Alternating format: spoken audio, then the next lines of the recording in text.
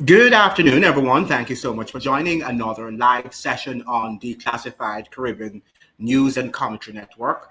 I welcome you to this afternoon's program as we are about to discuss another interesting topical matter. And thank you so much for joining this afternoon's program. Now, good evening again and welcome. And to this afternoon, we are asking a question that many people across Barbados and the wider Caribbean may soon be forced to confront. Why has the Prime Minister, Mia Mottley, that's the Prime Minister of Barbados, remained largely silent on the issue of third country deportees being sent to Caribbean nations by the United States?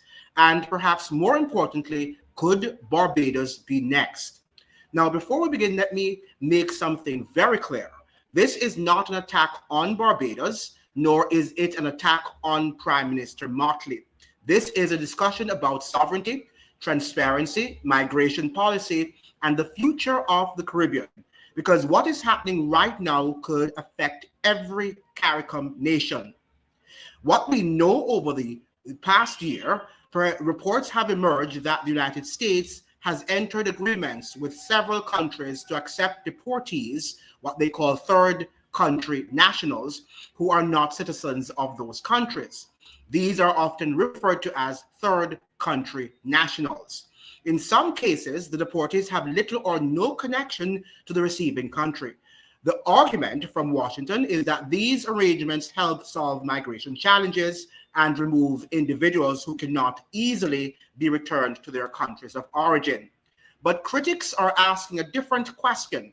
Why should small developing nations become holding centers for America's immigration problems? And what exactly are these governments receiving in return? The Caribbean question across the region, concerns have been growing and many people are asking questions, and rightly so. If larger countries struggle to absorb deportees and migrants, how can small island states with limited resources manage such responsibilities? Many Caribbean countries are already dealing with housing shortages, crime concerns, healthcare pressures, youth unemployment, rising cost of living. So when citizens hear discussions about accepting foreign deportees, naturally they want answers. Who is coming?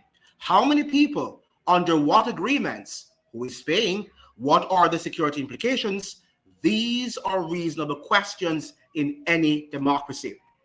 Now, this brings us to Barbados. Prime Minister Mia Mottley is one of the most influential leaders in the Caribbean, at least so we are being told. She has spoken boldly on climate justice, debt reform, global inequality, the treatment of developing countries by powerful nations, which is why some observers are surprised by what they describe as a lack of public discussion on this issue. Has Barbados been approached? Has Barbados rejected any proposal? Has Barbados accepted any proposal? Or is there simply nothing to discuss?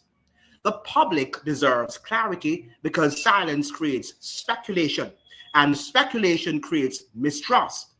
Let's examine the possibility Barbados is politically stable.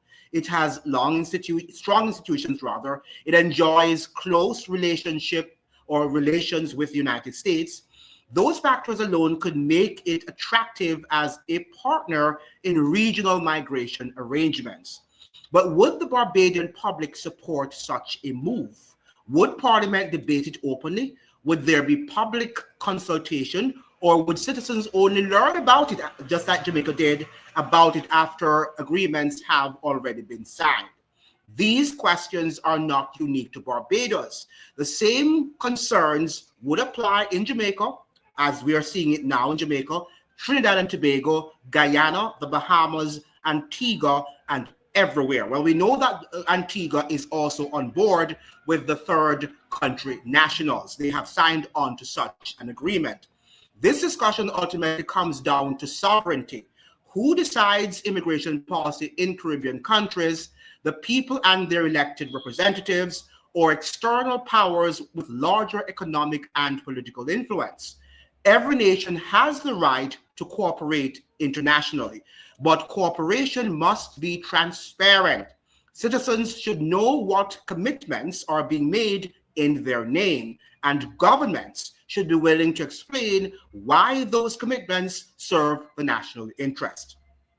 So this afternoon, we want to hear from you. I want to hear from you. Do you believe Caribbean nations should accept third country deportees from the United States? Should governments be required to disclose any agreement before they are signed? Do you think Barbados could eventually face pressure to participate? And what responsibility does Ms. Mia Mottley have to address these concerns publicly? Now leave your thoughts below.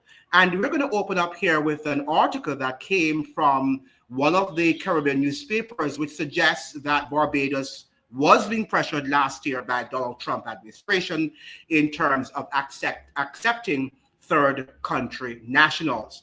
Barbados has not ruled out, it suggests here, the hosting third country nationals from US. And this was actually published on Wednesday, January 14th, 2026. So this is quite recent, this year. Barbados has not ruled out the possibility of joining several Caribbean nations or neighbors in hosting third country nationals from the United States, though officials say no formal approach has yet been made by Washington.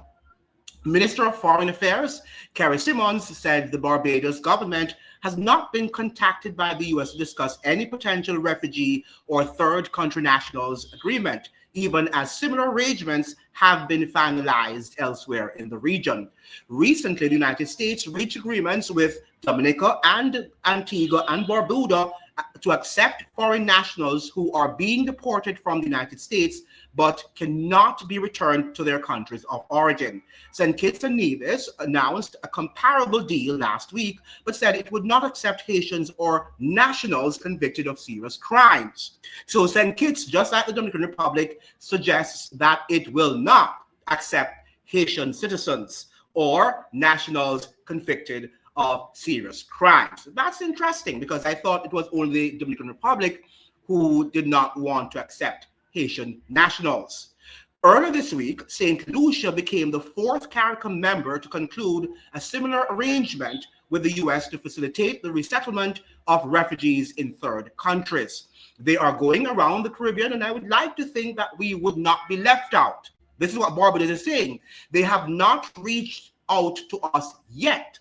So we will just wait and see, Simmons told Barbados today in an interview. It is not something we are looking forward to, really.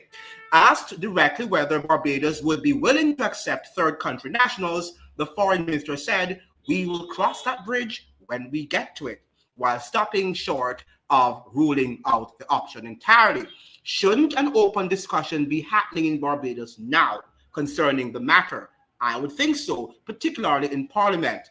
Simmons declined to outline any potential conditions Barbados might place on such an agreement, reiterating that the country has not yet been approached by the Trump administration. He noted that other Caribbean states have already set limits within their agreements. Antigua and Barbuda, he said, has stipulated it will not accept third country nationals with criminal records, while Dominica has stressed that careful deliberations are underway to avoid receiving violent individuals or those who could compromise national security. So that's interesting. They're giving us the illusion that they are in charge, right? And that they control what is happening in Trump world. But I don't think they have that. Now, there was an interesting piece of news coming out of Barbados also. And that was written in the Barbados Today. DLP urges caution over proposed citizenship law changes.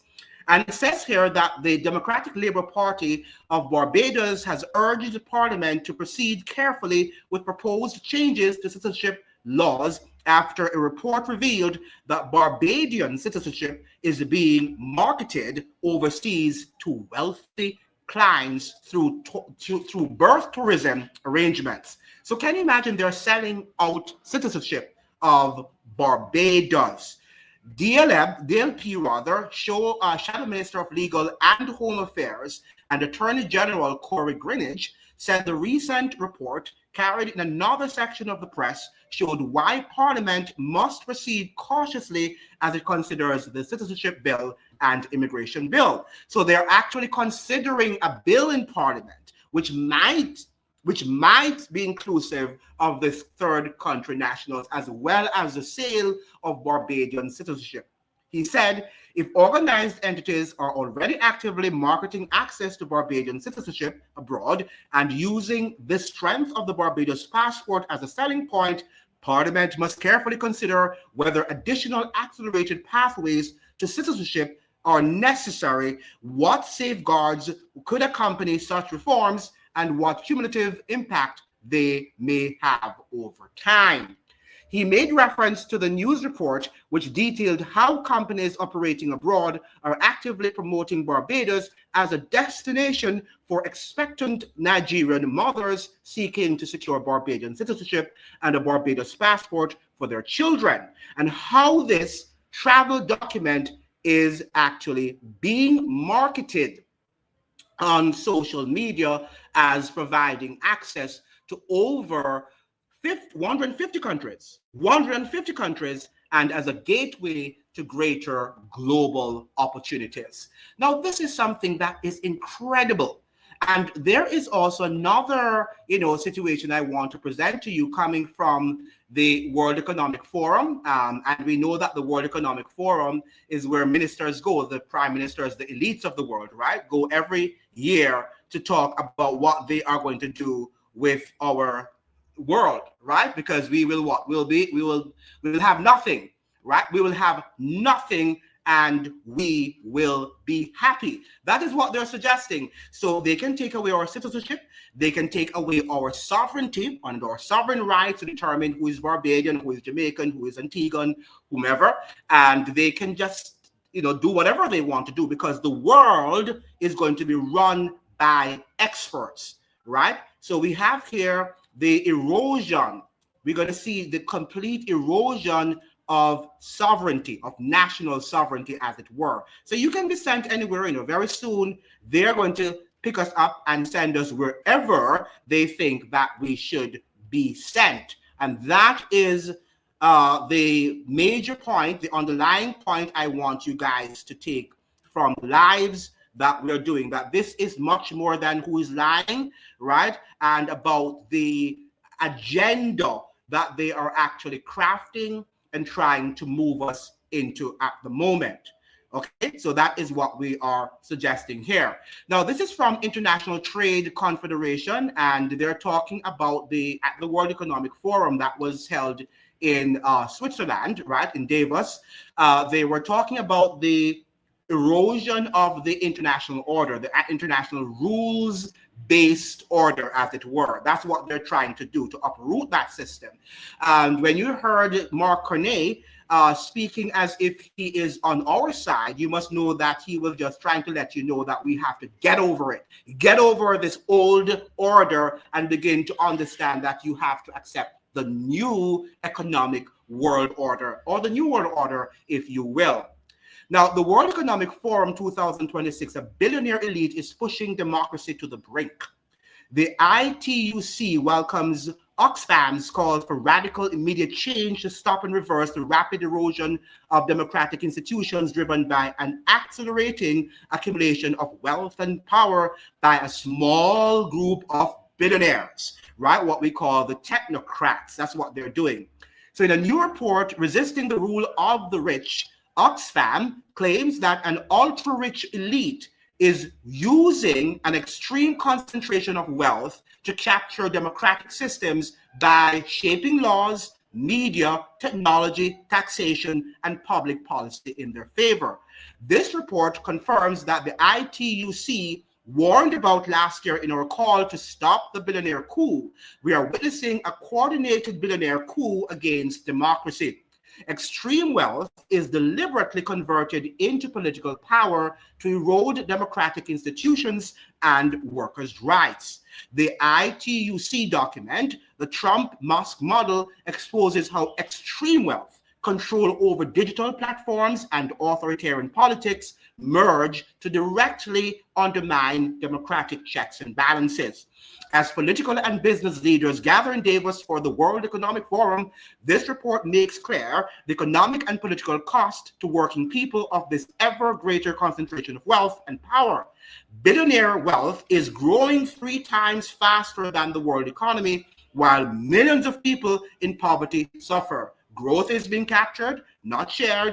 Billionaires are no longer merely influencing governments, they're now seeking to govern directly, bypass institutions, weaken labor protections, and normalize the erosion of democratic norms such as trade unions, right, or union rights. That's exactly what they're trying to do.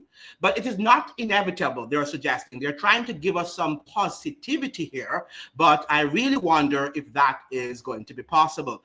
It is a choice, and we can reverse it. We must fight for democracy so that it delivers for working people and is led by them. That is what the report is saying. Now, the report points a stark picture. The number of billionaires, listen to this, the number of billionaires has surpassed or has passed 3,000, while 3.83 billion people, 48% of the world's population in 2022, are living in poverty. From 2015 to 2024, the number of people facing food insecurity increased by 42.6%. Right, to 683 million, including 92 million in Europe and the United States.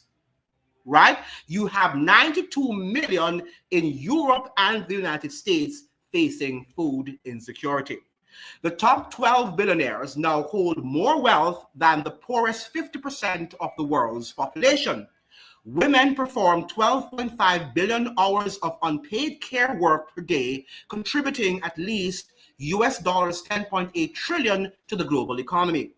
100 American billionaire families funded 1/6 of all election spending. I give you again, 100 American billionaire families funded 1/6 of all election spending. So when they're telling you that it's your little dollar that is helping them to, get to power, we know that they are lying. And that is what you've got to understand. More unequal countries are up to 7 times more likely to suffer democratic erosions as governments increasingly respond to inequality with repression instead of redistribution. Big tech is enabling this coup by the ultra-rich, as billionaires control over half of global media, including 9 of the 10 largest social media firms and 8 of the 10 largest AI companies. So, do we think we can fight them? Do we really think we can fight these people? Do you think that we really can fight them? And I want you to listen to this video because we're moving up, we're building this sort of life to let you know that we are in a crisis of lack of leadership, and we have to get our priorities straight now. All this partying, we have to stop, because we have partied too much, and now they're taking over, right? So let me get this on the screen, and we shall be listening to this and see what it says. I'll just take some time to come on the screen. It will be there shortly. Go on the screen, guy, so it will be there shortly. Hopefully it will be there. Are you seeing it now? Can you see the video? Can you see the video? Okay, good, it's there. All right, so let me turn up the volume. You have to be patient. Sometimes you are impatient in things the way.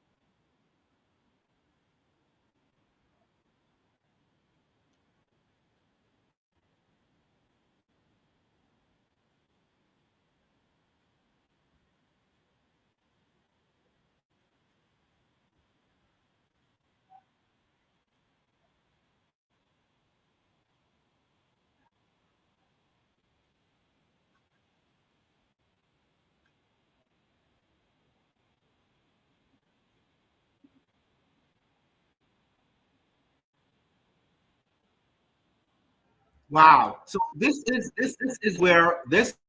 actually where we are heading, right? And where we are, I shouldn't say we're heading there, right? We are actually there in terms of the fact that we are controlled by plutocrats. We are controlled by people, the millionaire class, the billionaire class, as it were. So we're not heading there. We are there.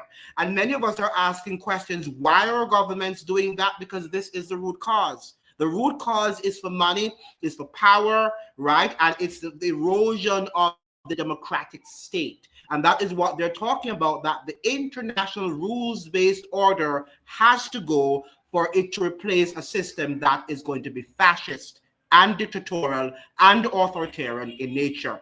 Now, it's time for us to wake up and stop looking at what this media house is saying or what that country is doing, but to understand the system, because this is a systemic problem. It's something that is rooted in greed, in power, in the fact that man wants to be worshipped and served and celebrated. So if you noticed, in the video, he said that you have celebrities who are part of this sort of social agenda. Some of the celebrities that you love and you adore and you worship are also a part of this agenda, right? So you have to open up your minds. You can't now be dark, as many of us are, and that is why the future is so dim, because we are not educating ourselves. Enough people are not, certainly, and that is why they're getting away with what they are getting away with.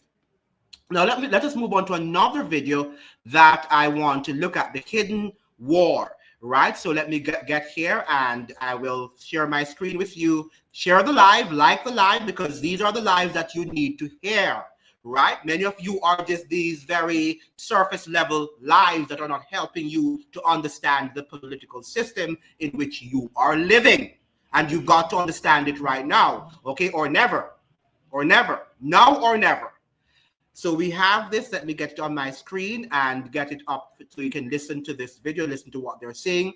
And no wonder we're not going anywhere. No wonder we're not going anywhere. Okay, and let me now turn on the volume. Hopefully it will be there.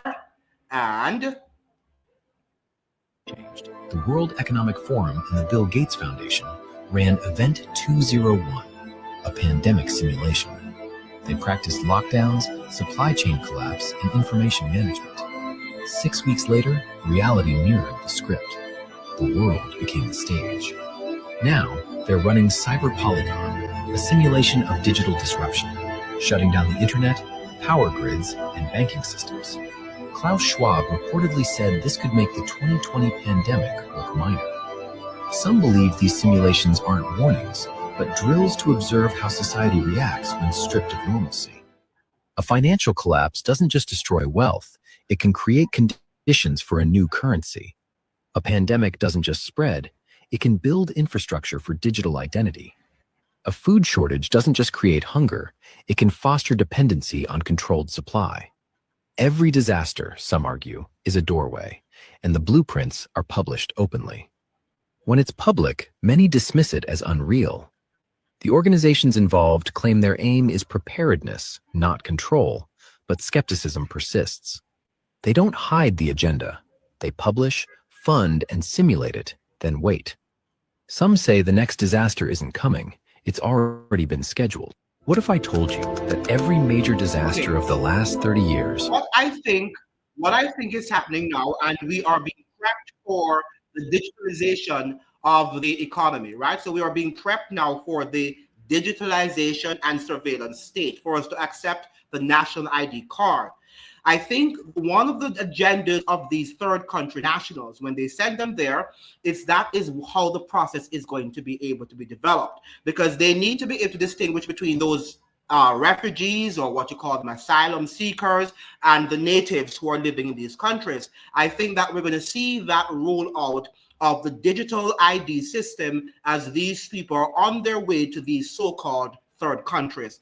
Let me tell you something. The United States is not just giving Jamaica $1 million per person, right? $1 million per person, and handing out as much as $7.5 million and more for nothing, right? They're not doing that, right? This has to be a greater agenda, a much broader agenda that they are working on and working towards, right? So this is not just about deportees going to your country. It's about they're building a system and redesigning the entire system that you and I are going to have to live in as slaves.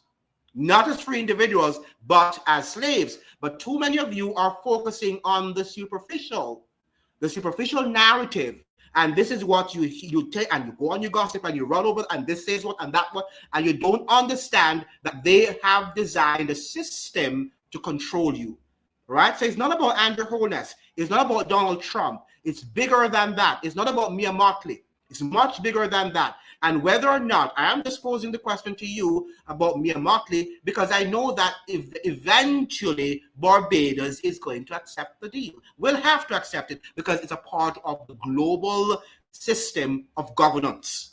It is a part of the global system of governance. And that is what we have to understand.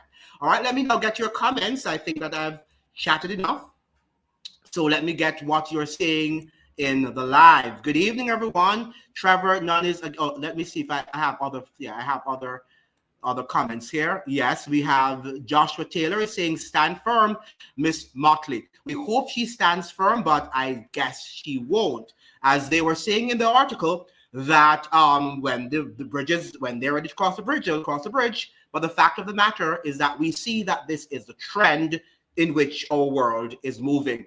Capitulation. Yes, I think this is piracy 102, right? So we're now living in a new world, in new piracy. And I think that what they're doing right now too, the entire economy is going to collapse. And what if they should blame it on cybercrime and these deportees or these asylum seekers are the ones that we need to blame? There are many factors that we have to look at now because they are prepping us for a global collapse, an entire financial collapse, which is going to alter the way in which we live. Now, with WHZ saying they should, but they are all capitulating. That is exactly what they're doing.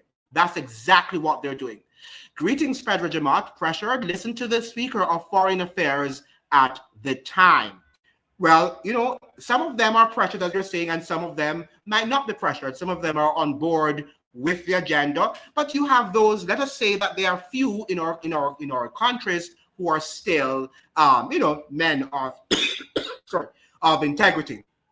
Now, WHZ saying we are being turned into a penal colony, and the way Australia was, they are being told to refuse Haitian nationals. That is interesting because I thought, WHZ, that the Dominican Republic was the only country that had specified to the United States that it does not want any Haitian nationals. But Haitian nationals are now being in the group, as they're now classifying them, as it were, as criminals. Because that's the same thing in the DR papers, that they don't want Haitian nationals and they don't want any convicted people who are guilty of any crimes, right? These are the people that they don't want. Now, Pedro, I'm missing something here. And then we have Pedro Jamati saying, Trevor, what you mean? Okay, so yeah, so we're having the discussion. Has just joined, and the first thing I saw was saying, stand firm to Miss Mottley and all this pressure. I'm here wondering what is going on. Yeah, we're all wondering what is going on. But what we can say, we know the agenda is clear. Those of us who have been following the World Economic Forum, we have read the book by Carl Schwab's, the Great Reset. We know that our world is being reset. And after the pandemic, during the pandemic, that was when the Great Reset started. He was wondering what Mia Mottley would say to the third country deportees. Right, I'm wondering, why has she been silent? Why is she not speaking out? Why aren't we hearing from Miss Mia Mottley, this great speaker, eloquent, right? Why is she not saying something profound about what Trump is doing, the Trump administration is doing? Because this is affecting the entire region. This is not just affecting Jamaica, it's affecting Antigua and Barbados and Kitts and Nevis, Guyana, right, and other countries. So we've got to speak about it in an open and transparent manner. Yeah, and okay, thanks. And what would she say other than continue to flood Barbados with foreigners and risk us being banned worldwide by destroying our passport status? Yeah, And that we were talking about that, Frederick, that the fact of the matter is that Barbadian citizenship and passport are being sold, according to reports from the Barbados Today, to citizens of other countries, including Nigeria, where women can go to Barbados and have children, right? And they can buy their way into that Barbadian citizenship. So we're seeing even our citizenship is being sold to foreign countries and individuals. None is against it, as they're saying. Now, none whom. Now, we have here, let's go to another comment. Pedro Barbados is doomed, bro. Yes, it is just going on the same sort of, path as any other Caribbean country. Remember now that our governments or prime ministers are all a part of elite circles, and they have to pay and accede to billionaire requests. As we read there in the article, billionaires control our society. If you also listen to Andrew Holness and Dr. Chang of Jamaica on the whole issue of third country nationals, they're saying that they're experts. The professionals are the ones who have signed on to the deal. It means, therefore, that they do not need the input of the citizens. We are not experts, right? Just like the vaccines, we're not experts. They don't have to listen to us because we're idiots, right? They have to listen to their so-called professional, right? That is what they do in Jamaica and around the world. Jesus is saying Jamaicans are not that smart. They're not going to, you see, the thing about it is that they're not properly informed, as many people in the Caribbean. I think that everybody is looking for gossip, and then we are also politically polarized. So they're looking at what the PNP is saying, what the JLP is saying, and either is not making any sense. And so they're divided. They can't unite because they are just thinking politically and not in terms of nationally. Why is this not good for sovereignty? Why is the system moving in that direction? Jamaicans can't think that way because they're so politically oriented. I was so glad to hear that the truth about the Nigerian baby passport scheme without foolish Pan-African pandering constantly last night. What a breath of fresh air for once, but that's the scapegoat. And that's what we have to understand, that we're not going to be saved now by some Africans or some Chinese or by some any ethnic group. We're going to be saved by what? Complete liberation of our minds, right? It was Marcus Garvey who said it first, and then Bob Marley, enunciated those words through music, that emancipate yourselves from mental slavery, because none but ourselves, all right, can free our mind. All right, the government can't free you, right? The system will not free you because the system wants to enslave you. So you've got to be always on the alert and stop relying on your governments to want to help you. The government is sent there in the place for us to pressure them to do what we want to be done. But we have now taken it backward. We're regressing, where we are thinking that we should sit and wait patiently on governments as we're children, like babies, and they will do what we want them to do. No, we have to put pressure on them to do what we want, what we send them to Parliament or to Congress to do on our behalf. Jesus is saying Jamaicans are more interested in Vibes Cartel. Absolutely, they're more interested in Vibes Cartel than the party. It continues, unabated, and they don't care what happens. And the party, they're hoping for the government to give them money and to bribe them and all of that. That is Jamaica. Now we have Jesus is saying, as Sir P said, if you are not an artist, Jamaicans don't take you seriously. Now, remember, I read in the article that some of our celebrities, I would not be surprised if Vibes Cartel is not all on this agenda. How did Vibes Cartel move from prison last year, right? And now he is so important, right, in the United States media, and he is, hobnobbing with all the rich and famous because he obviously is a part of the agenda. Why? Not because they like him, but because they see that he's able to influence an entire generation of young people, right? An entire generation of young minds are influenced by Vibes Cartel. Oh, he's brilliant, and he has great words, and he can lyrics, whatever. I don't see what is special about Vibes Cartel. Those babies are for a step to the Shenzhen. Could you explicate more? I don't Explain more on that point. Could you expound more on that point, Pedro Jamar?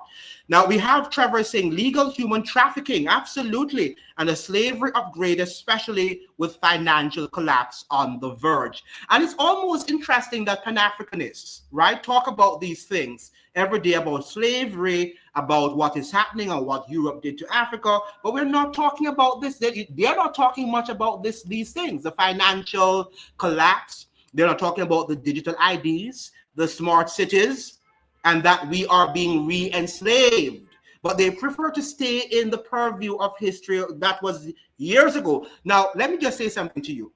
The chattel slavery that happened some years ago has morphed into other types of slavery, right? And that's what we have to understand. No system is static. Financial system, political system, they all morph, they all evolve. And we have to look at the different stages of evolution so that we can understand the system with some great profundity. Now, Trevor saying, Pedro, that's where we're going to, the new slave master. And the new slave master is not going to only be white, or even though we can say the global wealth is controlled mostly by white men. We can say that. We have to acknowledge that. However, our Black people are also on board because they want power and influence and wealth. Right? So it's not only going to be, so don't look at Andrew Holness because you think he's Black, or Mia Mottley and think that they're Black, so they're going to look out for your interests because you're Black. That is not how the system is run. And I'm happy that some people are seeing that, because some of you on the platform have gone away because you're suggesting that I'm not Pan-Africanist. Perhaps I'm more Pan-Africanist than you, right? Because I'm not buying the Kool-Aid doesn't mean that I'm not Pan-Africanist. I'm pan-humanist, if you will. They are trying to replace Jamaicans with these deportees. I think that, I don't know if they're trying to replace Jamaica. I think they're trying to replace national sovereignty, and they can send us anywhere that they want to send us. So it means, therefore, that you might be patriotic, but if you do something that, bothers the government, that disrupts society and its sort of machinations, whatever they're doing that you are speaking out against, they can send you to a third country and just decide to exile you, to send you somewhere that you don't want to shout and carry on and disrupt the program. That's what they're doing. So that is exactly what they're doing. They're saying now that they have the power to send us anywhere that they want to send us, whether in Africa, back to Africa, or to Europe, wherever. I don't think they have any agreement yet with Europe, but I'm sure that that is also in the making. The Caribbean is the background into the US, right? And we are also the testing lab. Right now, we are being, just like slavery, remember, slavery started with us. The system of slavery, many people say in Barbados, started first in Barbados. So the whole system started with us, the experimentation started with us, and then they moved to other places. And I think that they're doing the same thing right now. So we have to be aware of what is happening. Now, the WEF, the World Economic Forum, is the think tank, and the UN provide the legal framework for the states to sign. Exactly. This is exactly point taken. 100%. And I hope you're not looking at these things as conspiracy theories anymore. You're realizing that these things are happening right before our eyes. They are the reality and not something that somebody is planning conspiratorially. They're telling us that this is what we're doing. And what can you do? Andrew Holness is saying to the people, what can you do? In fact, he's suggesting that the people in Jamaica who are opposing the third country nationals are ideologues. That is what Andrew Holness has suggested, and that they're living in ancient times. They're living in the 70s and the 80s. They're not living in the real world in modern times, and they have to accept the modern system of slavery. That is what Prime Minister Dr. Andrew Holness is suggesting in Jamaica. And I'm sure other people across the Caribbean will tell you to get with it. We're living in different times. We're living in a different era, and you've got to accept the new reality. Big up Sir P, lol, Jamaicans led the way, and all the Black people are sold the brainwashed image of the American Black, who is an educated fool who lives for entertainment and titles. Yes, gone are the way the time when Jamaica was a much more conscious and liberated society. We're no longer. right? And when they had the Ice Fleet show going down there, and oh, we're the capital of the Caribbean. Capital in terms of what, right? Not in terms of slavery. In terms of modern day slavery, yes. Now, Trevor is saying cartel is a Judas goat used by the system, leading many others to the slaughter. Absolutely. That's exactly what he's there to do.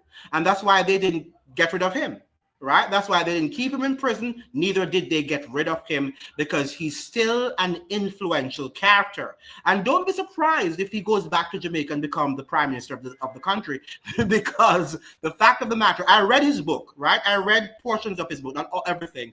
I read portions of Vybz Kartel's book, and on the cover of the page, what he has himself, he has the office of the prime minister in Jamaica, and he was there in the seat.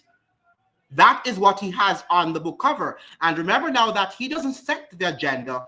The people that control him, set the agenda for him and for us.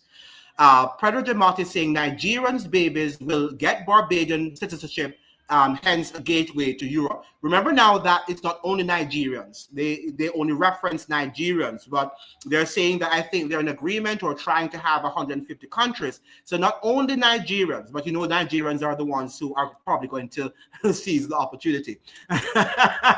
We know them, right?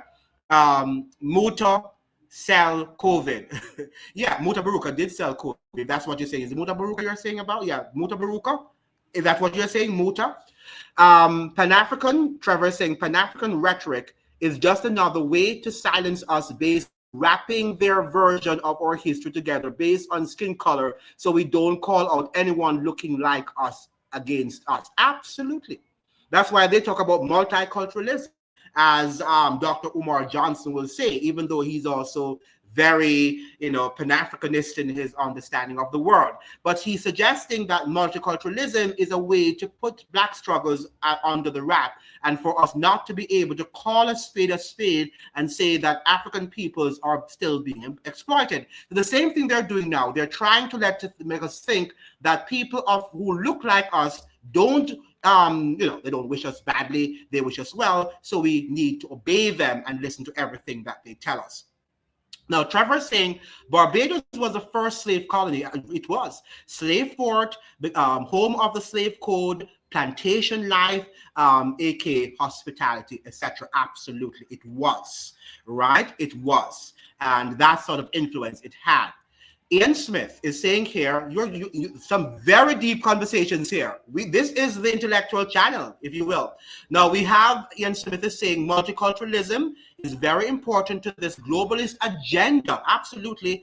It's antithetical to national sovereignty, well documented in all the writings. Absolutely. Absolutely. This is exactly what is happening, and we've got to pay close attention to these things, because that is why people, wrapped up themselves with Obama's agenda, and we're learning that Obama is called the deporter-in-chief, and he also sent home many ex-convicts to our region, which sort of witnessed the foundational weakness with the high crime rate that we saw in many of these Caribbean territories, especially under his administration, right? So we have to look carefully at these things and these people. Now, still leading the way in neo-colonialism, it is the neo-colonialism that we're talking about, that we've been talking about for a long, long time. Now, Jesus is saying, so if Jamaica is getting paid, which they're saying that they're not. By the way, Dr. Chang is suggesting that they are not going to be compensated, but I don't believe him. So if Jamaica is getting paid for these deportees, where is the money going? Is Andrew, Condro, Wholeness pocketing all the money?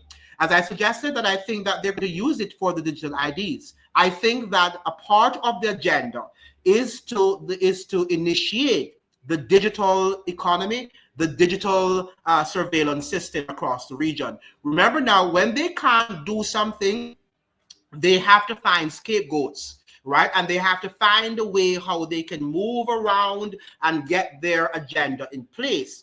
Normally speaking, the Caribbean citizens would not accept the digital ID and digital economy, but that is how they will eventually be forced to do that, right? Because I think maybe these people will come there, create disruptions, and they tell us that, oh, in order for us to protect you, you have to enlist yourselves with digital IDs. So we have to be careful. Good afternoon, good evening, Z. Thank you so much for joining.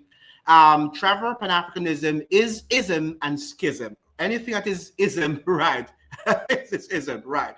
We should be pro-humanist, and we should be able to look at everything objectively. And not because somebody is Jamaican and I am Jamaican, should I say that this person is right or wrong, right? Everybody should get a chance to speak, and we should be able to weigh everything that everybody has said with some amount of balance and objectivity, right? But sometimes we get into our nationalism that we almost forget that we are citizens. And if we allow one ethnic group to get by with doing anything that they want to do, then is when we're going to see that they themselves will enslave us. And Black people will enslave other Black people. Black people will enslave other Black people for money, right? They will do that. They have no, qualms about doing that, not doing that. She cannot bring that to Barbadians. Well, she doesn't have to bring it to you, though. What they're doing, they signed the deal. They signed the deal. After the deal has been signed, then they tell you. That's what they did in Jamaica, all right? Then they tell you after the memorandum of understanding has been signed, then they will say, well, this is the deal we had with the United States. The media will then unpack it, and then there'll be a lot of, arguing back and forth, and then the system just is going to be implemented, and you cannot do anything about it, right? COVID was that system, and many Barbadians accepted the system and moved on, didn't they? Now, paid, this is punishment for the non-cooperation. Yeah, well, and that too, but I think that this is a bigger agenda, though, Pedro. I think that this is a bigger agenda in the sense that the digitalization, all of us will be asked to sign up for the digital IDs. We've got to do it. They're going to say it's necessary in order to control the population, because crime might go up when we see these nationals going to these countries. Crime might go up. We might have cyber attacks, and they might say, in order for us to protect you, then you need to be able to get your digital ID so that we can distinguish you and we can punish those who need to be punished. Now, Trevor is saying accepting the digital ID will be met with resistance. That's why they added an element of pleasure, right, by including it in the free movement between Barbados and Guyana before expanding. Absolutely. Absolutely. Well said. Well said. Well said. This is exactly why they do it. And, it looks good on paper, because they're saying that shouldn't we as Caribbean citizens, should we be able to move back and forth from one Caribbean nation to the next freely and without the hassle that we have to do? Yes, but not destroying our national sovereignties, right? And that is what people are not saying. Now, again, that's what Pedro is saying. I mean, this is a beautiful life. Let us see what Yeezy is saying. It's exactly the reason why Kwame Nkrumah, Ghana's first prime minister, was spot on right. The independence which we claim to have had is ceremonial rather than actual. New imperialism, fourth time around. Absolutely. This is what we have. This is what we have. And not only him, others have called it out. Marcus Garvey was alive when we got our independence, but other people have called out that these people who were in power are just people who are doing the bidding of our formal colonial masters, right? But what is happening is that many of our citizens don't really care, right? They don't really care. And that's what upsets me, that many of our so-called educated people just don't know what is happening. Just don't know what is happening. They don't know how to reason. They don't have the capacity to reason from cause to effect. So what they do, they group themselves with each other as a group, and then they talk all nonsense, right? And not understanding where we're going. Now, Pedro is saying that there is no nationality. There's no nationality in globalism. Absolutely. There's no nationality in globalism. They want to unite the world, right? And in order to unite the world, they have to enslave us. because people are not going to just accept that they want to be unified with other people that they don't want to share their, their national unity with. Whether you're poor, I see some Haitians, right? And they call it the poorest country in the world, but nobody in the Caribbean is as nationalistic and patriotic as the Haitians. None, right? They let you know that they're Haitians, and they, carry their culture with pride, because no matter where we are and no matter how poor our nation state might be, we have some amount of connection with that culture, right? And that we don't want somebody to now come and tell us that we have to behave like other people, or sending other people to, you don't want a lot of people outside of your nationality to live within your borders, right? People feel themselves, wow, are they going to destroy our nationality? Right? So even though we talk against sometimes white people, and sometimes we also have to speak against them, but to some extent, if you're living in Barbados, right, which is a predominantly so-called Black society, if you see a lot of white people coming to Barbados, you're going to ask some questions, and you might resist, right? So in some cases, because that is the human thing to do.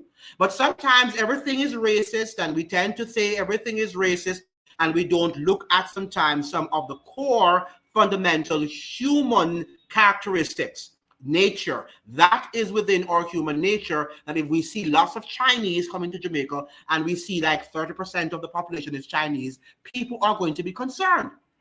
And rightly so, because they think that these people might come and take over, their identity and the national whatever pride that they have in their country. So sometimes when we're talking against white people, and when we go into their spaces too, even though we know that they are the ones who sometimes in many cases create anarchy and confusion in our states, that's why we have to go to their country, right? So that is also another conversation that we need to have. They're two separate conversations, but we don't like people to inhabit our space that we have carved out over the years. This is NY Radgriffith is saying these deportees are not going to stay in one country. That's what they're saying. They're saying that, but we are not sure what they're saying. They're saying that if they don't like it, then they can move on. But what if they like it and they want to remain? I think what Dr. Chan is suggesting is that they can apply for asylum. Right? They can apply for asylum within the country. That is what I heard Dr. Chan saying on the program in Parliament, right? In Parliament, that's what he was saying.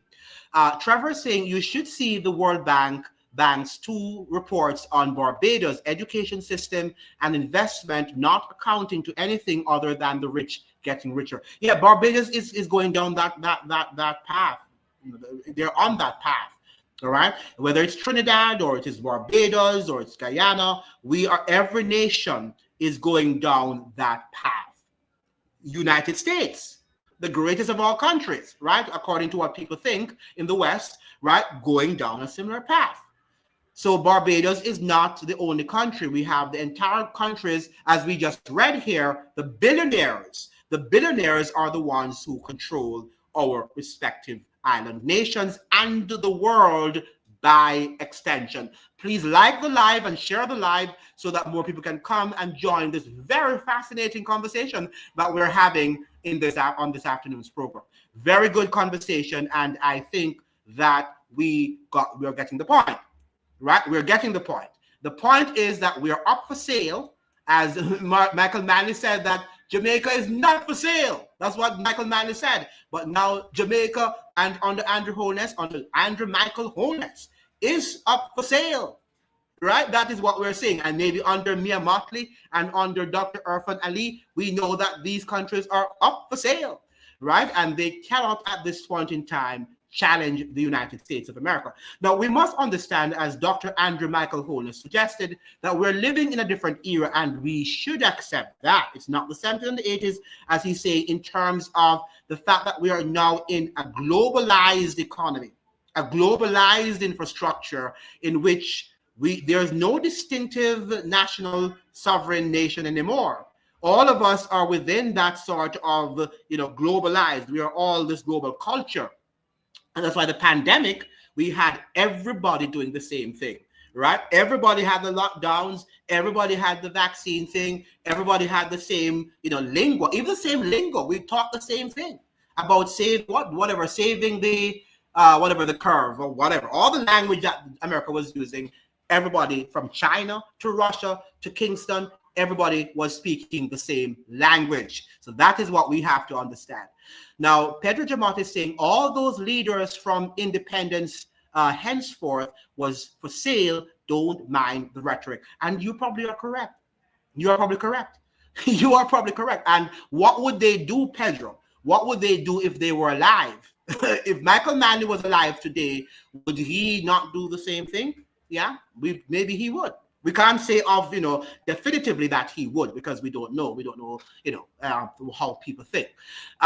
Trevor is saying, yes, let me get back to Trevor and then going to Z. Yes, agreed, Andrew, but they really highlighted how much money is being injected into education and it being boasted about, but no results, even the secondary exam results each year are declining. Yes, Mrs. Weeks, that is... what's her name again, speaks about that, and she's dealt with that on many occasions, right? That is the Jamaican Barbadian in Barbados, right? So she has spoken, I forgot her first name. What's her first name again? Weeks? Marcia, right? Marcia Weeks has spoken about it on many occasions. I've interviewed her on my platform, and I've been on her platform, and she's spoken about Barbados, and what's going on there, and the fact that the education system is declining. Also, Mr. Corbyn, has also spoken about that on numerous occasions on our platform. Z saying, what does it say about U.S. Caribbean people that we are yet again going through another round of deception? That's the question we need to address. Yes, but the deception comes in different packages, right? And that is what we have to understand. The deception that we're going through now is that, okay, you have some people in America, right? And they were seeking asylum and they don't have the means of getting it in the United States. And the United States is just saying that, okay, let them go to the Caribbean. And many people also are not buying the fact that we are entering into a new system, a new era of slavery. Many people don't want to admit that because it's not something anybody wants to hear. Who wants to hear that you are going to suffer slavery again? Black people don't want to hear that because, we know that we are generations, closer to slavery than many other ethnic groups. So we don't want to hear that. And I understand the psyche that many Caribbean and Black people don't want to hear that we are almost being re-enslaved. That's not good truth. That's not comfortable truth that you and I are bearing to the masses. They don't want to hear it. Then we have Trevor saying factory workers and thinkers on factory reset and settings. Yes, absolutely. Well said. Well said. And then we have there, Jesus is saying, I have noticed that if mostly Commonwealth countries who push this WEF agenda, all these countries are run by King Charles. Yeah, you're correct. You are correct about that. And notice he was in the Parliament of the United States recently, and to applause, and they were applauding him like he was a king. Well, he's a king, but like he was the head of Congress, right? The way in which Americans were fawning over King Charles in the U.S. Congress was really shameless. It was embarrassing. Now, if they're doing that, what are we in the Caribbean going to do? If King Charles goes to Jamaica or to Barbados or to Antigua, can you imagine how they're going to sing? Oh, hail King Charles, right? Who is able to save us from the world, from Donald Trump, right? Because, at the end of the day, Americans were behaving as if King Charles was going to Congress to beat some sense into Donald Trump's ears, which we know that that's not the case because Donald Trump and the King Charles and all these people are on the same, and they belong to the same organization, the same club, right? That's what we have to understand. Yes, Lion Champion, welcome to the live. You are 100% right. And then we have Jesus is saying, can you do a video on the Fabian Society? You've been asking for that, and tomorrow we'll do it. Say, okay, you've been asking that for that a long time. Sometimes you remind me because sometimes I do forget when I get off the live. I get disoriented. And I don't remember what tomorrow. No, maybe the other day, right? Because tomorrow I have a program for tomorrow already. But maybe on Thursday we'll do that. Lion Champion is saying this is exactly what is happening. Yeah, it's exactly what is happening. We don't want to hear about slavery anymore because it is scary. Right? If we are traumatized already. Don't get me wrong. We think we are generations away from slavery, but we're close. It's not far. It wasn't like a long time ago. When you think about it in the Caribbean, where the whole thing ended in 1834, 1835, that's not a long time ago when you think about it, right? So in our memories, there's something traumatic, the traumatic experience, and we don't want to go through it anymore. And I think that's why we are entertained. We have to be in this constant state of entertainment to move away from the psychological effect of what we see happening around us and what happened in the past. But we have to be strong, right? And if I'm too harsh, sometimes yes, people say, Andrew, you're too harsh, but I want you guys to be strong. We have to be strong because this world is a harsh world. The world in which we live is a harsh world, and we have to live in it and deal with it, get our knocks and move on.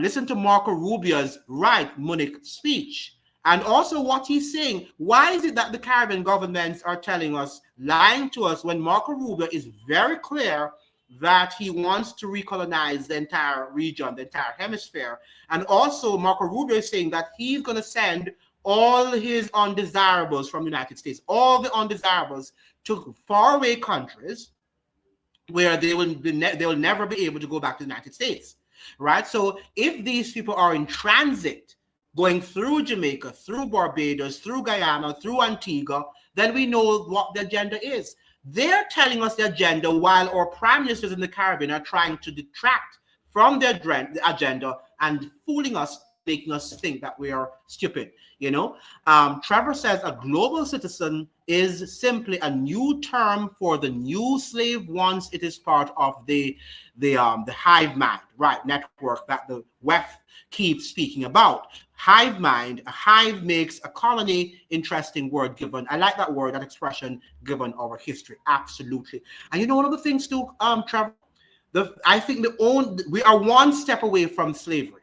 We're one step ahead, or away, I should say, from slavery, and that is the digital IDs.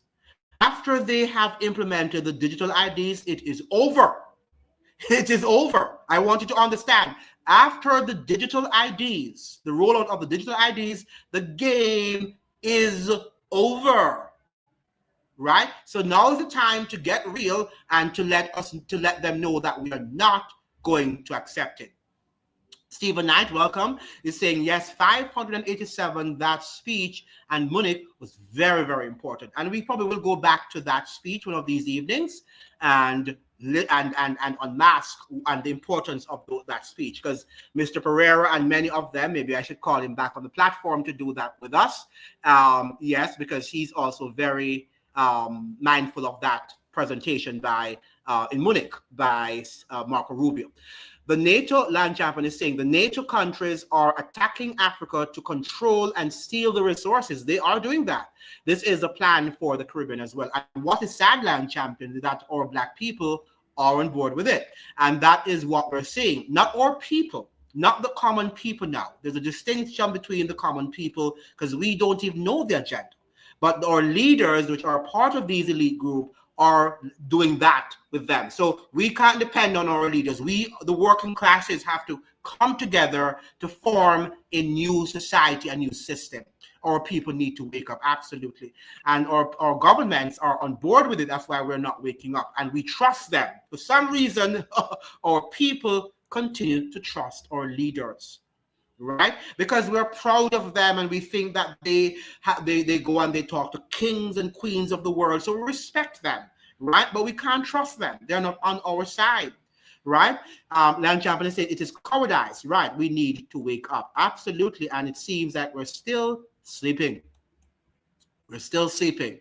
Land Champion is saying again, our people need to wake up, certainly. I think you can't say that enough. Right? We can't say that enough, that we need, including myself, all of us need to wake up, right? We have to wake up. We have to wake up. But many of us are just refuse to wake up because we think we're going to have a revolution, and the revolution is going to save us, and everything will go back to normality. That's not going to happen. Donald Trump and Marco Rubio are Jesuits, all Catholics. Well, Donald Trump is not Jesuit, and he's not a Catholic by orientation, but by what he supports the Catholic Church. Marco Rubio is definitely Catholic, and he's a rabid Catholic. Yes, he is. But Donald Trump, he doesn't care. He's not anybody. His religion is money. Donald Trump's religion is what? Money and power. Right? So anybody who has that, whether it's a Catholic Church or it's the Anglican or the whatever that has that's the people or institution that he will be running after. That is Donald Trump. Do you know that Donald Trump even respects the leader of North Korea? What's his name? The guy there in North Korea. He respects him. Right? Because anybody that holds power over a group of people, right? He enjoys it. He loves it. He admires that. And that's why he wants to be king. He wants to be king there in the United States. Stephen Knight says, because we have a bunch of clowns running these countries. They are clowns. Absolutely. The only thing, though, they're clowns that are making our lives hard, and they're going to impose, at least clowns that we see in the theater. We can laugh when they do things and we feel relaxed. These people are going to create lots of chaos and mayhem, and it's going to be painful. Shanta Grant is saying, I feel I don't know what that is. They gave, the injection. I got you, right? I feel the injection, the vaccines. They gave these people a couple of years ago, have them programmed because the truth is coming from every angle and they refuse to see it. Absolutely. I don't understand how people are still mesmerized by what, there are people who have taken 7, 8 injections. Do you know that? I know of individuals who have gone for their 7th injection. Now, how can you do that? What are you reading? 7th injection and you call it a V? That does not make any sense to me. I would not be doing that. First of all, I don't even like to be injected. Even regular injection, I don't like it. So I couldn't tell the last time I've been injected. So I don't like anything going into my bloodstream like that. If I have to do it for a worthy cause, I might end up, not for the V, but an injection, like to get a cut or a bruise or whatever. The Lion Champion is saying the so-called leaders are walking us back into slavery. They are certainly doing that. And look at Andrew Holness's, the joy on his face. At least back in the days, I was saying to my uncle, back in the days, the prime ministers, when they were pressured into doing something they didn't want to do, you could see it weighing on them. You could see that they weren't happy. Nowadays, our prime ministers look so joyous and so happy that they're happy to re-enslave us, to walk us, as Lion Champion is saying, to walk us back into slavery. That's exactly what they're doing. Jesus is saying the Jesuit order, all roads lead to Rome. Ever heard that saying? Yeah, I know that the Jesuits. I'm just saying that Donald Trump is not a Jesuit, but he is surrounded by lots of Jesuits, and he's not Catholic by orientation. I think he's Presbyterian, which is not far from the Catholic Church, by the way, but Marco Rubio is, right? But I do know about the Jesuits. I've done programs on the Jesuits, and we can do more programs on the Jesuits because they are a group that we need to be also very careful of. Lion Champion is saying revolution is the only way. And I think it's more the revolution, Lion Champion, of the mind. I think even Marcus Garvey and Bob Marley knew that. Yes, sometimes it might take, as you're saying, Lion Champion, physical revolutions and the holding of guns and, and fighting physical combat. But I think the revolution we need right now, because let us look at the pandemic. Let us say that the entire Caribbean countries of the region had said to themselves, we are not going to accept government lockdowns and V's and all of that. Then that would be revolutionary. That would have been revolutionary. If we do the same thing about the third country nationals, no. We are not going to accept any third country nationals. That is also another revolution, that the government cannot really just do what we don't want them to do. But when they see a huge people just passive and not doing anything, then they do respond to that, and they do what they do. Yes, please hit the like button and send and share the video so we can get people to be informed and people can join us nightly on our show. You're right. These elites need to be removed. And it's hard to remove them. How are we going to remove them? That's the whole thing. We need to think, how are we going to remove this elite people, the group of people who have so much power? They control the media, they control science, they control technology, they control everything, even the very platform on which I am also broadcasting, they control it. Right? So it's very difficult to really, if I tell you what YouTube is doing to me now, you'd be surprised if you see what they're doing. Wow. And you can't complain. There's nobody to complain to. You just can't get any justice. That's what is happening. Z saying there has been a mandatory sensational campaign in Barbados where all citizens were issued with a new digital ID card. I would not be surprised. And that is why Miss Mottley is silent on what is happening. The third person nationals. Yes, I understood Z. I think that's why she's so very silent on it, because she knows what the agenda is.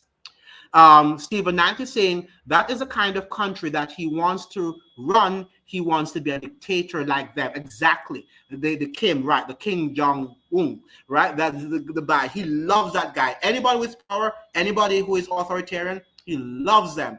And that is why he was able to go. He was the first president, like US president, to have spoken directly face to face with Kim Jong-un in his first administration, during his first administration. Trevor saying, my neighbor was strong as an ox, then took it and had 5 strokes. Wow, that's bad. Back to back, just died a few days ago, finally, after suffering so much, and his family denying it wasn't that and kept taking him for boosters. And that's what I'm saying. How can you take him for boosters when you see that it's not having any great effect on his body? I was trying to invite Dr. What's her name again? The doctor in the United States, Dr. Kelly, on our program, but she hasn't responded to talk about the Ebola, because they're now making a big scare about the Ebola. I mean, even though we're talking about the third country nationals, but we still have to follow what's happening in the Ebola world, because they're now telling us that in DR Congo, they're beefing up the story and the narrative that it's getting out of hand and the cases are growing. So we also have to watch what they're doing with that.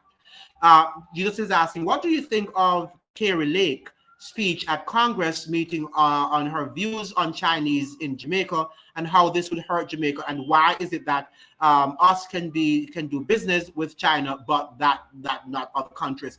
And this is some of the things I talk about, Jesus, on my program, the fact that there are so many contradictions in our world, that the United States pretends as if it's against other countries, but yet it's in deal with other countries. We read yesterday where the United States is, even as we speak, in negotiation with Iran on third country nationals, right, in terms of accepting its own nationals. So what we see is not what we get. And as you're saying, I think it's more at the realm of the elites. The elites they work together, but they fight their wars in our name, right, to divide us. But at the highest level of elitism, if you will, they work together because that's how they make their money. Right? That's how they make their money. But it doesn't have to do with our sovereignty. But we are the ones who are going to defend each other when at the end of the day, they're not protecting us. Remember now that during slavery, let me remind us, during slavery, France, the United States, England, Britain, all of these powers were supposedly against each other, working, even though they were practicing slavery, that was the underlying business. But at the end of the day, when Haiti decided to have its revolution against France, right, that all of them, the so-called enemies, they came together to fight Haiti, right? They came together to fight Haiti. And even the United States, which was the so-called free nation, right, that believed in freedom and freedom for all, they did not recognize Haiti after it gained its independence. So the point I'm trying to make here is that behind the scenes, when they want to crush us, we are the enemies. And by the way, let me just say this clearly. We are the enemies. The working class of the world, the working classes of the world are the enemy of the class also, right? So they're fighting against us, but they have to pretend as if they're fighting against themselves so that we can be disunited and we don't come together. And because I have a different view on Iran and you have a different view on Iran, we fight each other every day. Oh, you can take your point, and then they conquer us. That's exactly what they're doing. So be careful. Don't side with them. Side with the law and side with your working class, your working brother and sister. Shanta Grant is saying, I ain't complying to nothing these wicked governments come up with. Yeah, we hope that, but you know, one of the things, you and I have to be willing to be sent to third countries if we don't comply. Are we ready to do that? Are we ready to be exiled to a dungeon, right? And to a third country and stand up for what is right? Easier said than done. I'm not going to say that you should answer me, right? Because it's easier said than done. When they tell you that either you do this or you're sent all the way to some far out Mideastern country, right? That you don't know, you don't speak the language, you don't have any cultural ties to, right? Are you going to reject that? And that's the question, because we can talk anything we want to talk, now we don't. But when the when the rubber hits the road, right, and we have to stand for which is right, or be tortured or be sent to a very far-flung place across, I don't know where, then we're going to find ourselves saying something totally different. Didn't Trump and his billionaire friends make a trip to China seeking Chinese investment into the US, but they're telling Jamaicans not to do the same? They are hypocrites. Absolutely, that's what I'm saying. That's exactly what I'm saying. That at that level, but the investment is not necessarily for the people, right? The investments are for Trump and his cronies, right? For his economic class. Once the ID comes online and the finances, Trevor is saying, finances are in a chokehold with CBDCs, then vaccines and everything else will be mandatory. Just so you can get else will be mandatory, just so you can get universal basic income and survive by faith in the system. Absolutely.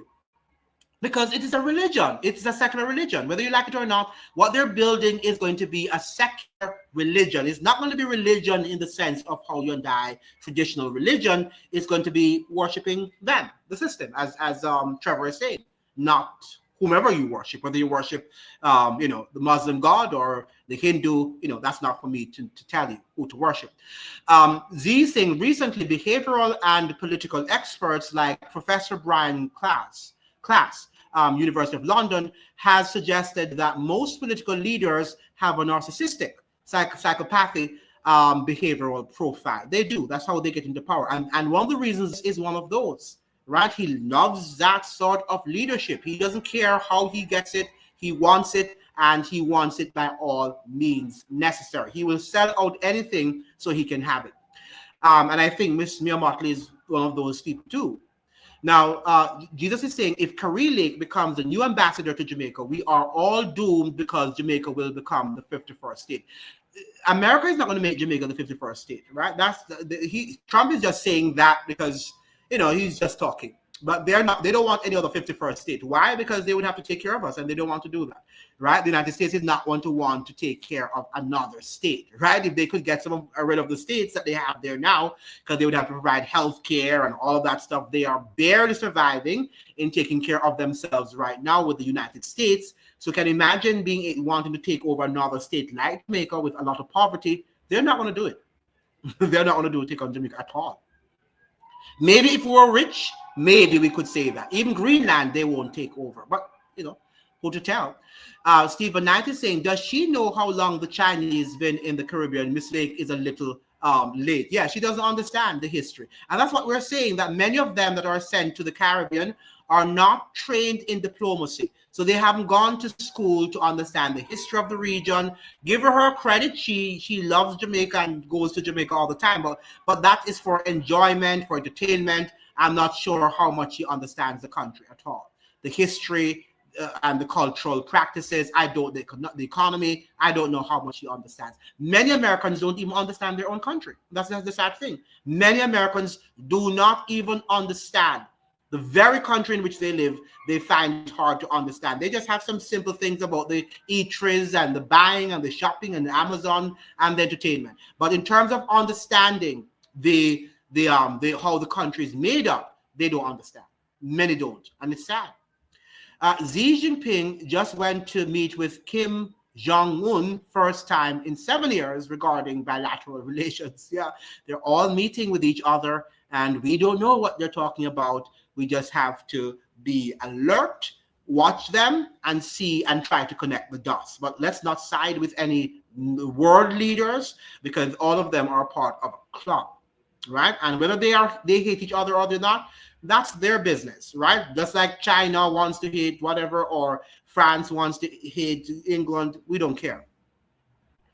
Trevor says that's like when Biden was in power and had Kenyan soldiers try to get Caribbean soldiers who look like Haitians to go fight and kill them. Exactly. Right, exactly. And then the same people who talk about, black liberation are the same ones who defended that system. You remember that when they were sent to the Jamaican soldiers rather were sent on Haitian soil, and the Kenyans, many of these people who should be talking against it didn't do it. Right? They didn't do it. Right?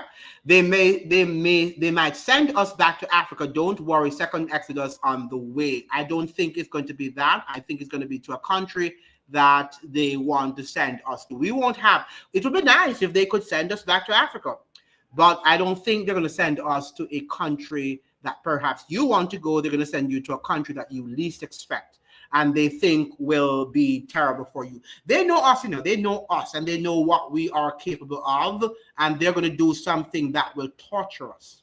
So it might be a country that you hate, and they know, because they know by your conversation, they know by what you search for, they know what your thought process, not that they can read your thinking, but they know how you sort of think in terms of what you say all the time, what you search for, and they might just send you to a country that you don't like.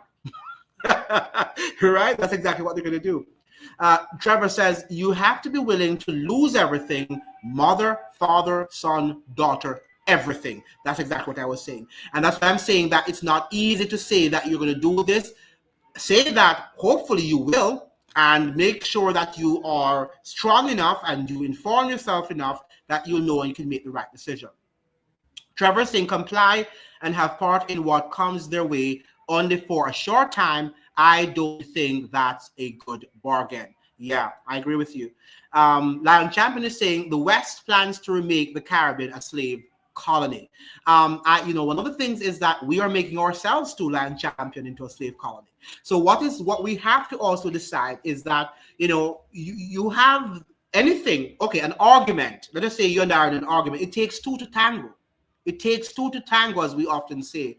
So if the Caribbean leaders didn't want to be recolonized or didn't want their citizens to be recolonized, they would tell him no, right? But the fact of, or the United States, the West, no. But they are also on board, right? So it is that they're doing it too, right? So not only the West, but entire nations.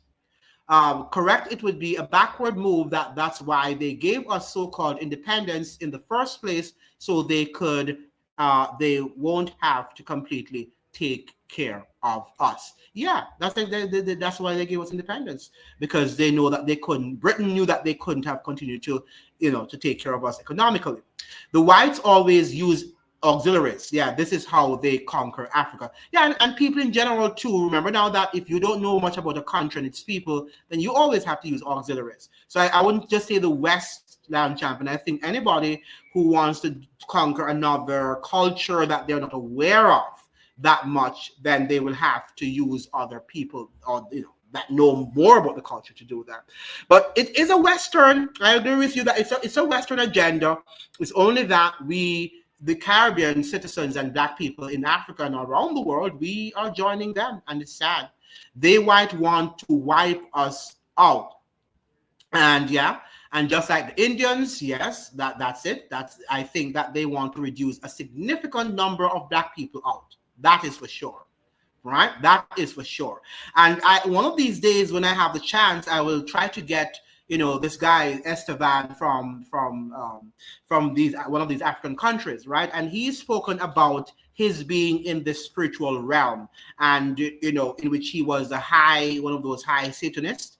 And it was a part of the agenda, he said, that our people of African descent, Africans, that one of the agendas is to reduce a significant number of us, to wipe us out of the face of the earth.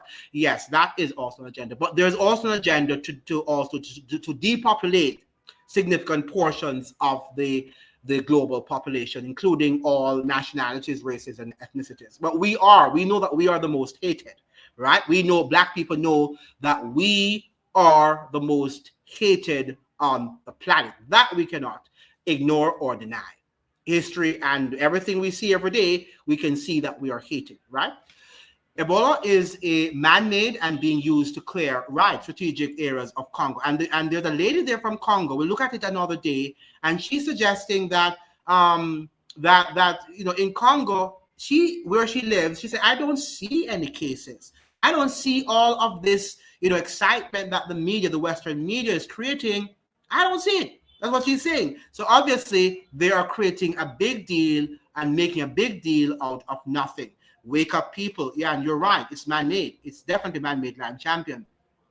Trevor saying, yes, and that's why it's still an advantage to be born outside of the gates of the big countries. Critical thinking, but the social media in general, and institutions are taking care of that. Yes. And for many of you are living in these large metropolitan countries, the United States, Canada, and these big metropolitan areas, you can be caught up in the system, right? You can be caught up in the system where you think it's ordinary living, but it is not, right? It is not ordinary living. To live like most people live. In fact, many Americans are now moving away from that because they realize that they have been duped into a system that has brainwashed them and has stunted their ability to think. And as they move to other countries and they begin to see US policies in other countries, then they realize that a lot of what they had heard in their country, a lot of what they had really thought was this good, great United States is not necessarily so. Right? Now we have Bajan Bossman says all the politicians in the Caribbean is about the money and wealth and still have to die. Right? They die and leave it. And that's the whole thing. They die and they leave it. Edward Siaga, all of these people, right? They all die and they leave it. Agreed, Andrew. It's like when Australia was the prison colony and country, but I was making jokes of going back to Africa, joke they're always telling us about. Yeah, I understand what you're saying. And we just want you to know that I am not in denial that we are the most hated people in the world and that we have than any other people on the globe.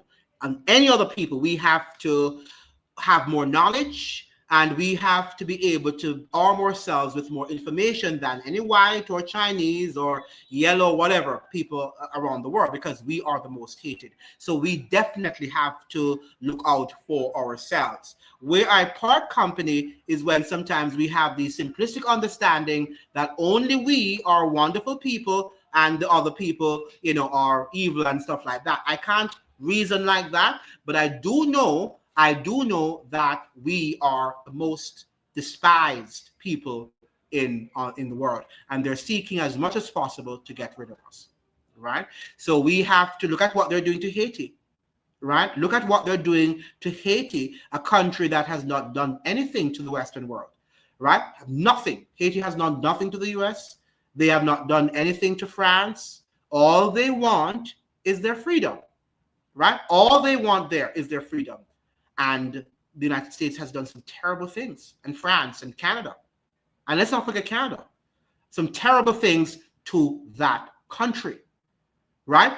Went into the home of the prime minister, of the president. Let's not forget that. And we forget that. Went into his home while he was sleeping and slaughtered him, right? And since that, as poor as Haiti was, it has never regained any semblance of order since the death of Jovenel Moïse. And it seems that the more disorder is, the more the United States racks up more disorder, and that country has not done the US or the West anything. Just some great people. Let them live what they want to live. If they want to, live how they are living, let them live. They don't need any help. And they've said it many times. Haitians have said, we don't need your help. We don't need your help.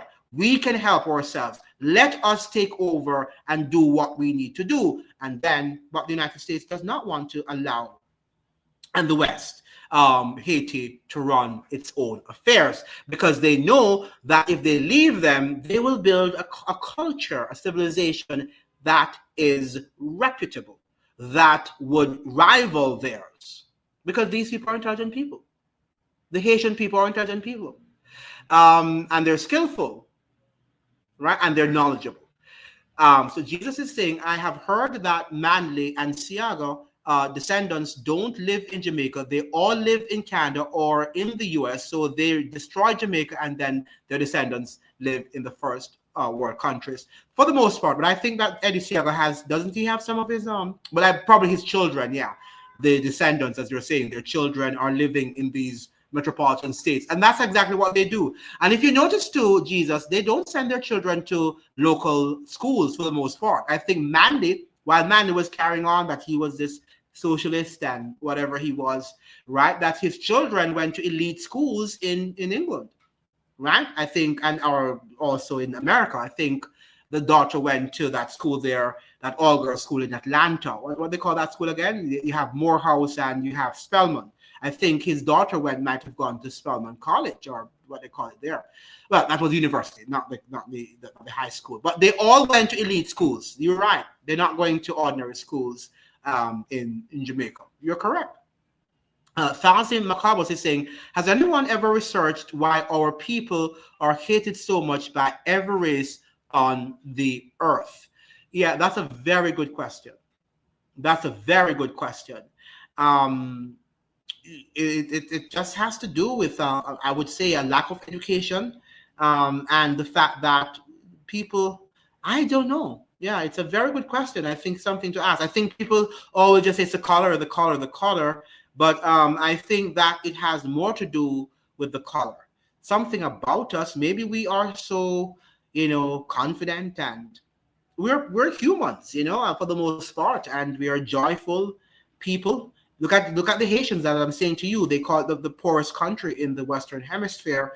But when you look at them and the pride and the majestic way in which they walk and the confidence that they exude, is something that you have to admire. And that's why you see these poor ones in countries like the DR.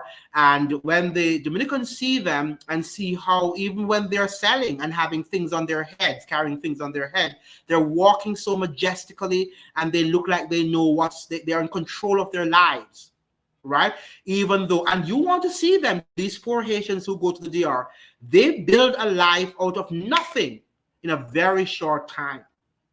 Right? In a very short time, they build their lives selling, fruits or selling, little snacks on the streets. And in no time, these people, send their children to school and, build themselves into respectable people. So maybe there's a resilience about Black people that maybe other races don't have. And what we went through slavery, and we are still alive. Remember now that all of the founding fathers of the United States, and I kid you not, read the history, they had a theory that we were so weak that we would have eventually just disappeared. Do you know that? That many of the founding fathers, if they were to come back alive and see so many Black people in the United States, they would have been like, wow, we thought that they would have just disappeared because their genes were so weak. But now they're realizing that we are way more resilient than many of the other races on earth. So maybe a multiplicity of factors. Maybe there's not only one factor. Haiti freed slaves, right? The West has never forgiven Haiti for this. Absolutely. Listen to what Marco Rubio said. This is clear in his speech. Absolutely. And people like the C.L.R. James and people who wrote the Black Jacobins and all the Haitian scholars are very clear on that Haiti is hated because she was the country that initiated the true freedom, not just freedom in words, in rhetoric, but they practiced it. Right? So even American citizens, American Black people were able to go to Haiti and get, and people from all over the world, Black people from all over the world. Correct. And Haitians spoke about the white man. Yeah, they did. So maybe because they're real. I tend to find that many other countries and cultures tend to be inauthentic, and Black people, for the most part, we are ourselves. We are who we are. And no matter what they say, look at Jamaica, for example. Jamaica has lots of problems, but one of the things that tourists always give it a lot of credit for is how Jamaicans are generally very authentic, right? They either like you and they'll show you if they like you and they'll go out of their way to help you. But if they don't like you, you'll know it. While white people and other peoples too, they can fake this sort of liking you or not liking you, or they're inauthentic, they're not authentic. So maybe too they don't like Black people's authenticity, right?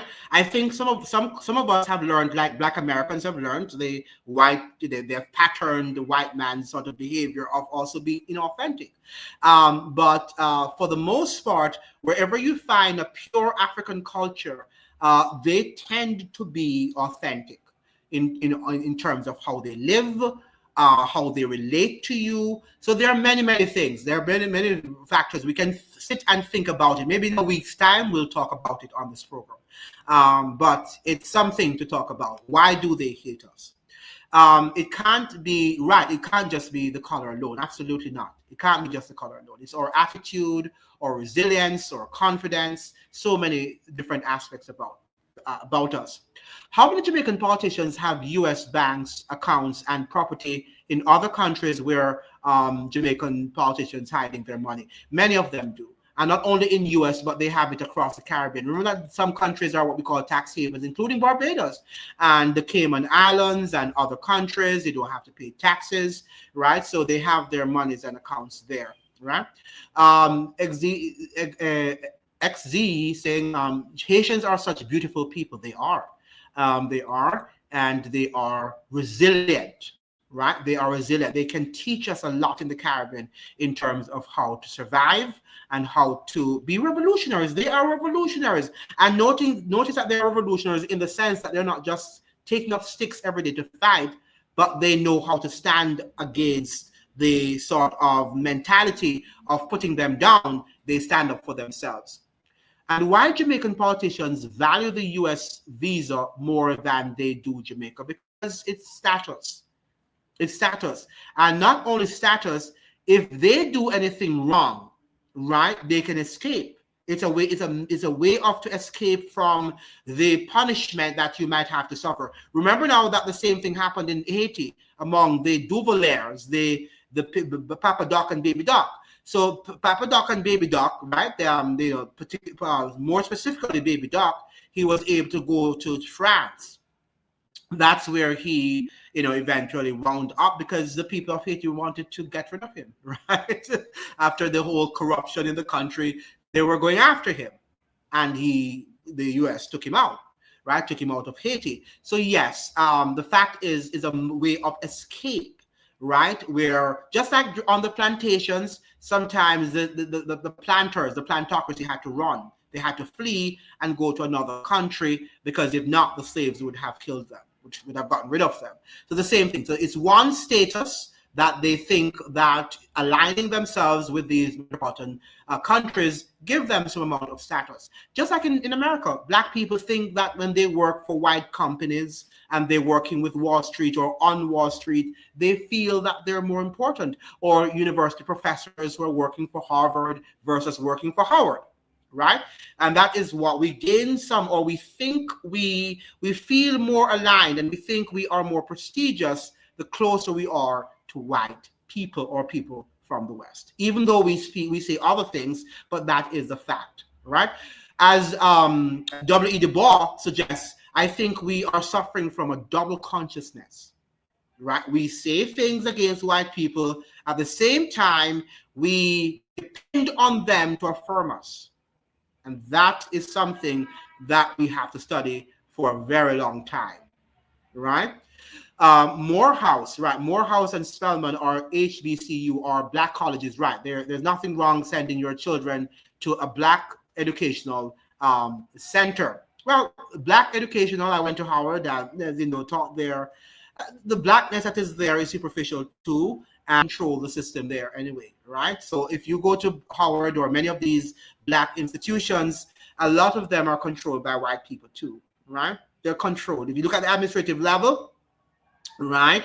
And even within my department where I taught, and the sort of adoration for white people, right? And white people on the show, white people on the show at lots of these so-called HBCUs. So I know the hypocrisy in these institutions. I think you know the answer to that, hence your name. Then we have the Jesus Christ. Black people are the richest people on the planet in terms of natural resources, absolutely, and culture. Everyone copy black people, even Jamaicans. Jamaica is one of the most powerful countries in the world, culturally speaking. Yes. Jamaicans and we have, Jesus is saying here, Jamaicans are amongst the most powerful people in the world. Black people are always. Now, when we say that they're wealthy, the black people are wealthy, we must understand that we didn't look at wealth in terms of material gains, right? I think we look at wealth in terms of culture, the cultures and civilizations that we have built, right? But the West tends to look at countries that are powerful economically, exploiting resources. So while Africa sat on wealth in terms of resources, they never exploited that wealth, right? Because they never saw wealth as something that needed to be exploited to gain some amount of respectability. They saw more culture and the developing civilization. That's what they actually placed more emphasis on, right? Jesus is saying white people fear genetic extinction. Exactly. And HBCUs are Black Bowl and Freemason right recruitment grounds. They are. And I taught there, and it can be, don't get me wrong now, I learned a lot from Howard University. Learned a lot from interacting with both professors and, as student, and also as part of the faculty, which I worked in a short time. But the fact is that, it's depressing too, when you look at the system and who controls these institutions. It's not Black people, right? Again, look past the color, especially among the decorated, educated Blacks. You still have to be aware of what you're up against, right? Absolutely. And remember now that when you look at Howard University, for example, and some of these Black institutions, look at the salaries of the administrators versus the salaries of the professors, the faculty. You will see that it's like night and day. And you'll see that when I was at Howard, the president of the college university was getting almost close to $1 million, right, in an annual salary. What was he doing? What was this great thing that he was building? Don't know. Yet the professors were earning little and nothing, right? Little and nothing. So you should see that it's a plantation. I remember when I was there and as a lecturer that there was this professor from Trinidad and Tobago, and every time we greeted each other would say, "Hey Andrew, welcome to the plantation." Because Howard is a plantation. These HBCUs are plantations. Now, it is the brainwashed colonial mindset. It is. That permeates every nook and cranny of our society. Trevor is saying you're spot on, Andrew. Yeah, and the Jesus is saying Alpha Phi Alpha fraternity. All these fraternities, right? They're the ones who control it, and they get up and they shout and carry on. And right? Do you mean gold? Yes. I know I've studied about these, what they call it, these black fraternities, and very interesting roots and what they into Greek. Remember, all of these, fraternities that they have, and the sororities are rooted in mostly Greek culture. It has nothing to do with Africa, but they think it does. And as a result of that, it's something that is quite controversial. I think Dr. Khalid Mohammed would have something different to say if he were alive. Yes, he would. But the black institutions do play a role. Don't get me wrong. Do not get me wrong, because when you have an African American in a predominantly white institution where he or she is losing a sense of who he or she is, sometimes you need a break, right? And to go over and to look at Howard, for example, where you have black people from all over the diaspora, from Jamaica, from Trinidad, from Barbados, from Africa, right? You have them all over the world. You could build something there, right? You could build something there. However, my feeling of being there for over 12 years is that it's a farce. And as a result of that, people have not been able to build anything substantial or substantive, right? So that's why I was saying that, generally speaking, the more white people or Western people you have in your society is the more inauthentic the culture becomes. You have to act. And maybe some of our Caribbean people are acting superficially and acting in this inauthentic manner too, right? We adopt, people's cultures and their norms in order to survive. Right? So even our language and our demeanor, people tend to be hypocrites, because that is how the West, if you want to survive in the West, you have to be hypocritical. You have to be hypocrites, right? Play the game. In other words, play the game. And unfortunately, I can't play the game, right? I have to say it as it is. Wow, this is a beautiful conversation. Any other points? If not, we can call it a night or evening. Lowe's small hat people took over. It's sad, but it's the reality. It is the reality. It is the reality. One of the things, so before I go, I want, when you look at Howard and all the HBCUs too, if you want to progress as a black person in your career, it might not be the best institution to go. You can go there as on the graduate level and whatever. When you're at the graduate level and stuff like that, it can be a competition. And sometimes your very own black people are the ones who will try to put you down and to keep you in your place, especially if they see that you are going up the ladder too fast. So we have a lot to unpack in terms of what we call black culture. And it is something that we have to, look at, approach, confront with an open mind. Yeah. I taught Spanish there. And they're saying, tell us your story at Howard. Well, it was a good experience. I'm not saying now that Howard University was a great experience. I thought that it opened up my intellect to a lot of the things in the black world, what we call the black world, right? Because let us be fair now, a lot of what we studied in the Caribbean was never anything that was black related. We talked about, the history of England and how England sort of, enslaved Caribbean nation states like Barbados and Jamaica and, and all these countries.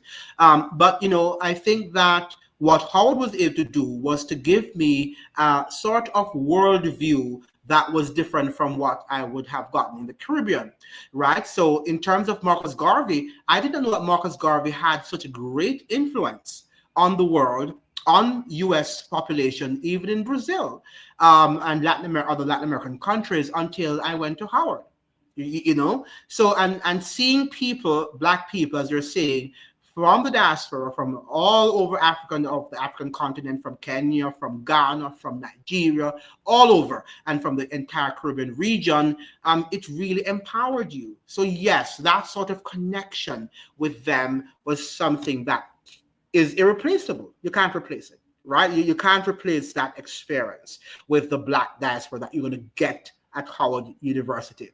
But I'm saying that there are also some downsides to it in terms of, is the university controlled by Black people or is it controlled still by white people? Now, where do we get our funding from?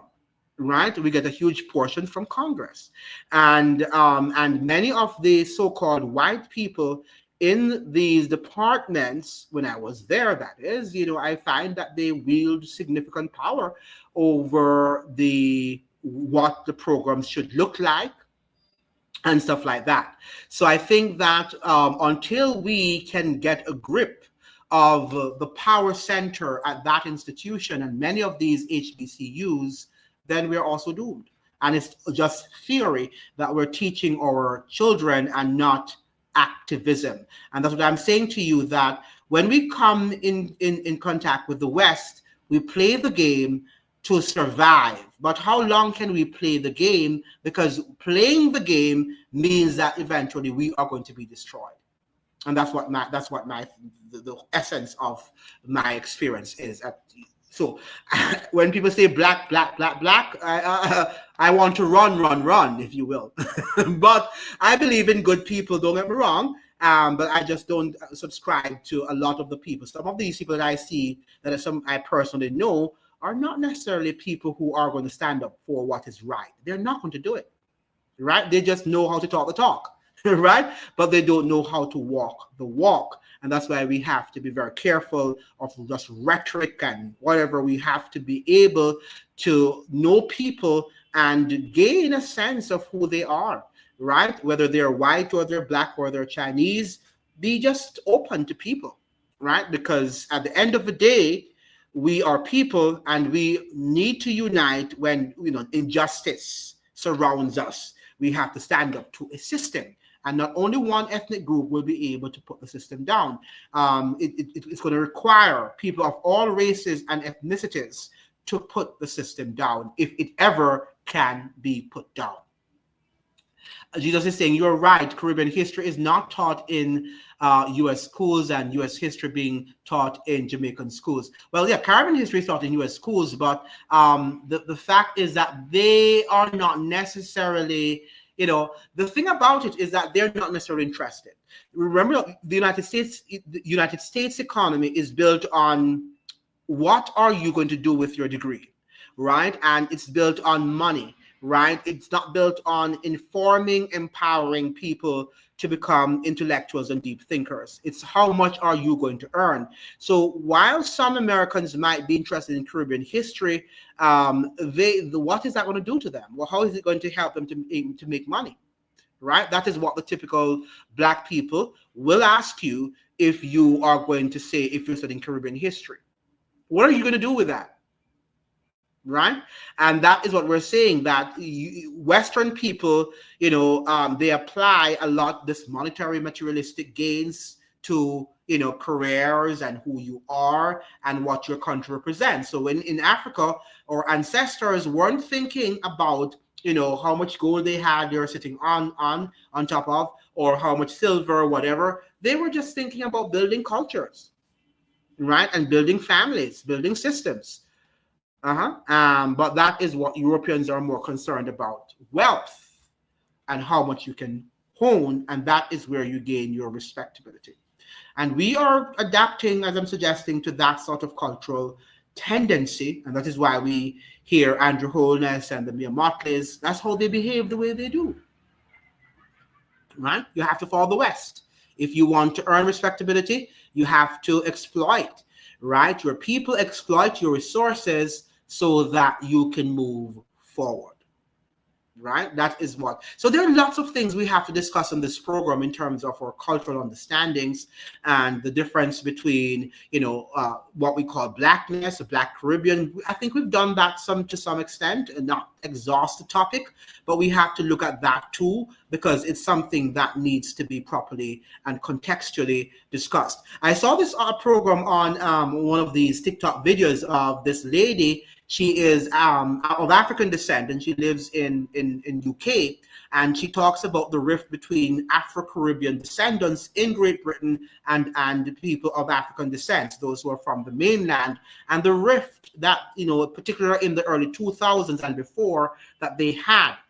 because of the different world perspective. Remember now that Africans in UK do better than Afro-Caribbeans, right? So the Africans in the UK, their descendants look down on Afro-Caribbean descendants, right? So it's something we need to explore these issues and see, where we stand in the world as a people. What a beautiful conversation. Any other comments, questions?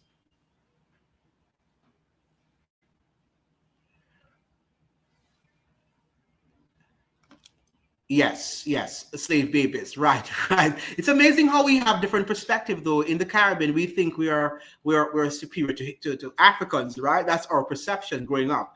And then when you go to England, where the Africans are way ahead academically and professionally than people of Africa. Not the Barbadians. I think the Barbadians did exceptionally well in Great Britain, but the Jamaicans and other Caribbean, Jamaicans specifically, did not do that well in Great Britain, and their descendants, that is, and the Africans looked down on them. Right? While when perhaps they were in Jamaica, they probably were looking down on the Africa. Well, that's their perception. But when in Great Britain now, and in the US too, that is pretty much the idea that Africans do better, even though Caribbean people hold their own in the United States. But generally speaking, Africans tend to be a little ahead of Caribbean people. Now, Jesus is saying Nigerians don't like Jamaicans, yeah, and maybe too, we have some similar characteristics. We are dominant. Both cultures are dominant, and they like to control wherever they are. So maybe it's because we are so much like-minded in some ways. Jamaicans are known for scamming, Nigerians also for scamming.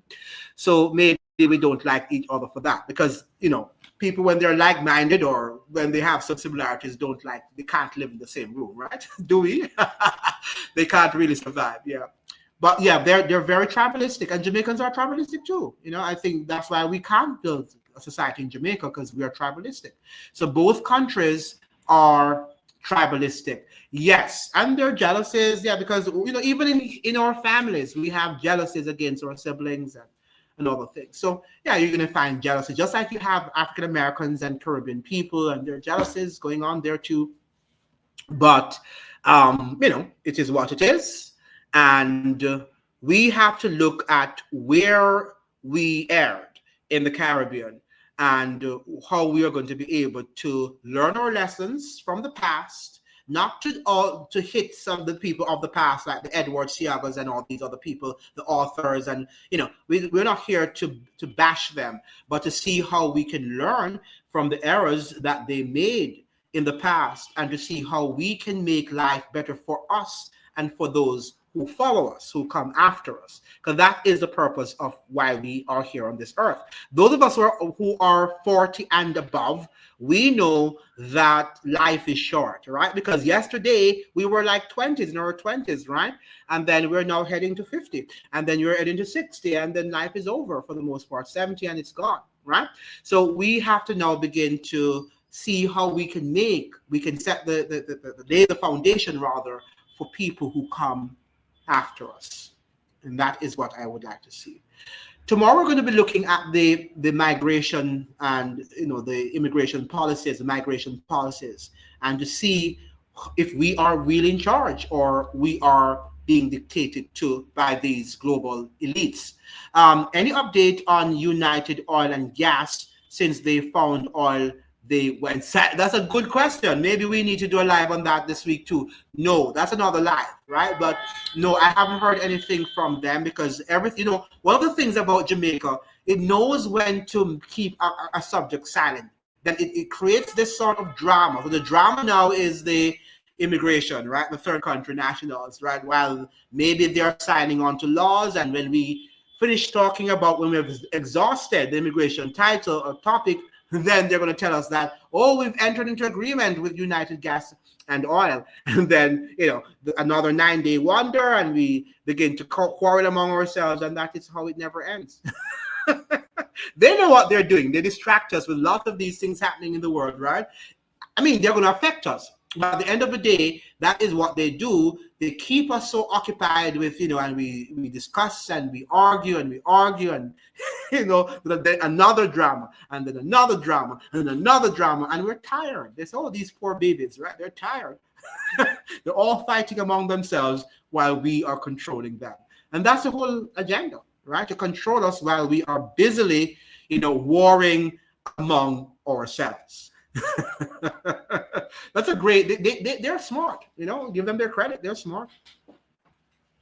Any other question, comments? Then we can go. Great. So we'll make this at 5, since many of you are going to probably watch your nightly news and probably get some rest for another day's work tomorrow.